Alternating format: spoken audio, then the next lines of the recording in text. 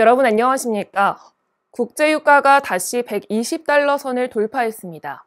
이에 따라 국내 기름값이 연일 고공행진을 이어가면서 정부의 유류세 인하 효과는 사실상 사라진 거나 마찬가지인데요. 내년에도 국제유가가 14% 또 오를 것이라는 전망 속에서 정부의 고민은 날이 갈수록 깊어지고 있습니다. 6월 13일 월요일 투데이샷 첫 소식입니다.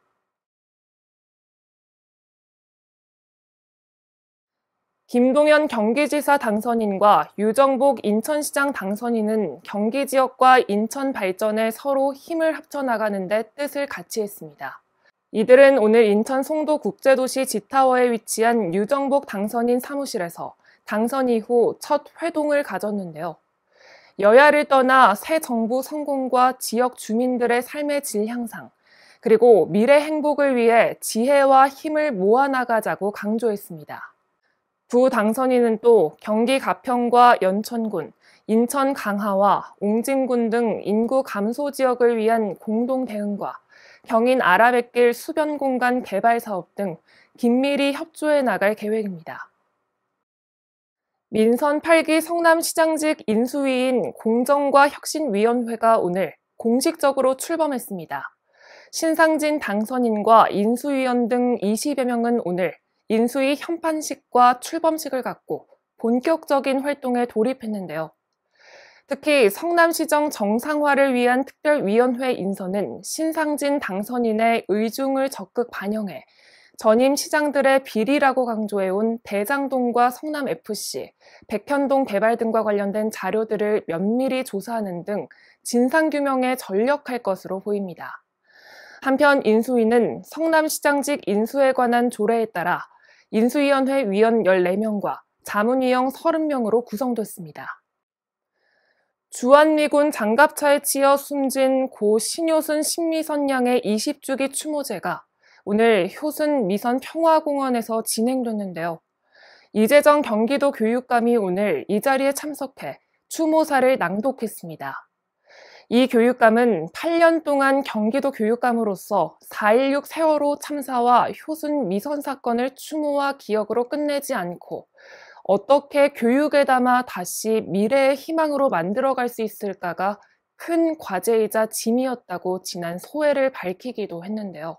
두 어린 생명이 슬픔도 아픔도 죽음도 없는 나라에서 영원한 평화를 누리기를 빌며 그 평화로 이 세계가 변화될 수 있기를 기원한다로 추모사 낭독을 마무리했습니다.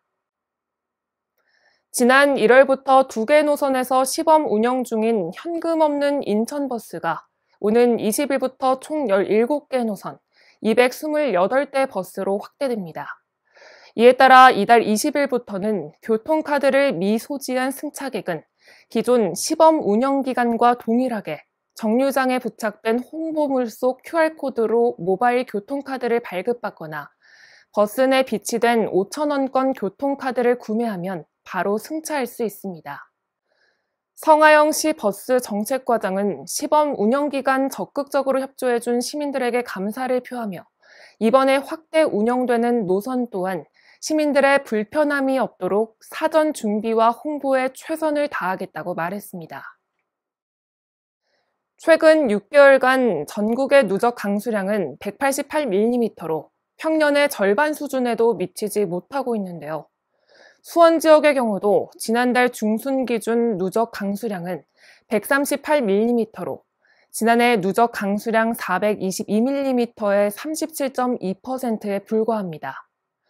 이에 따라 수원시는 공원 녹지 분야 가뭄 종합대책 수립에 나섰습니다.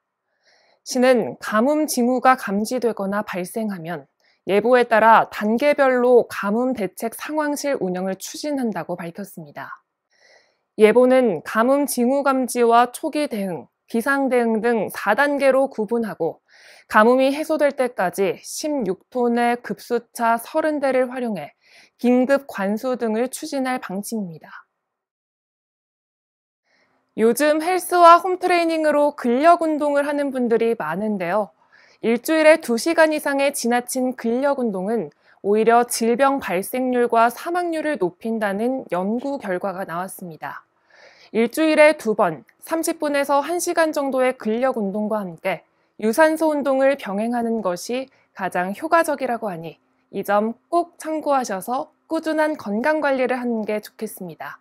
뉴스를 마칩니다. 시청해주신 여러분 고맙습니다.